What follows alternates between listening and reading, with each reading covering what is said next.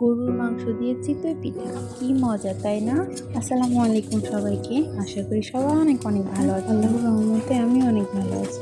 অনেক বছর পর মামি এবং মামা আমাদের বাড়িতে এসেছে, তাদের জন্যই সকালে নাস্তা হিসাবে বানানো হচ্ছে চিতই পিঠা এবং গরুর মাংস। পিঠাগুলো কিন্তু আমার মামি নিজের হাতেই বানাচ্ছে, কারণ তার হাতের পিঠা অসম্ভব সুন্দর। আর এই পিঠা বানানোর চালের আটাগুলো আমার মামি সেই তার বাড়ি থেকে নিয়ে এসছে আমাদের বানিয়ে খাওয়া। আর এই আটাগুলো কিন্তু ঢেঁকিতে ভাঙা, ঢেঁকি ভাঙা আটার পিঠে এমনিতে অনেক অনেক ফুলকো হয় এবং সুস্বাদু। মামি মামা আসার পর থেকেই তো বৃষ্টি শুরু হয়েছে, তাদেরকে সেরকম কোনো কিছু খাওয়াতে পারিনি। সেই যে একটানা বৃষ্টি শুরু হয়েছে, বৃষ্টি তো থামার কোনো নামই নিচ্ছে না। তবে আজকে সকালে ভালো রোদ উঠেছে, জানি না সারাদিন এভাবে চলবে কিনা।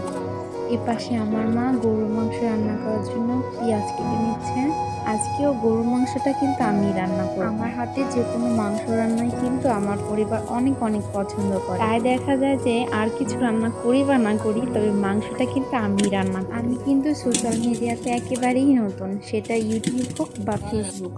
আশা করব সবাই আমার পাশে থাকবে। যে কোনো ধরনের ভুল হলে, কথার ভুল বা কাজের ভুল হলে আপনারা সবাই আমাকে সেটা কমেন্টের মাধ্যমে জানাবেন। আমি সবার মাধ্যমেই নতুন নতুন কিছু শিখতে চাই। কথা বলতে বলতে গরুর মাংসটা আমি রান্না বসিয়ে দিয়েছি। কোরবানির মানেই তো শুধু গরুর মাংস আর গরুর মাংস। অনেকেই বলে যে গরুর মাংস খেতে খেতে নাকি তাদের অরুচি চলে এসেছে, কিন্তু আমি কিন্তু তার একেবারেই বিপরীত।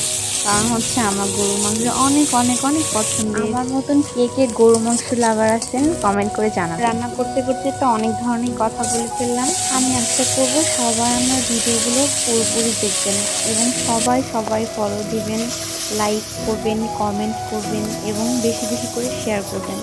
আপনাদের একটা কমেন্ট, একটা লাইক আমাদের যে কত অনুপ্রেরণা দেয় সেটা আসলে বলে বোঝানো যাবে না।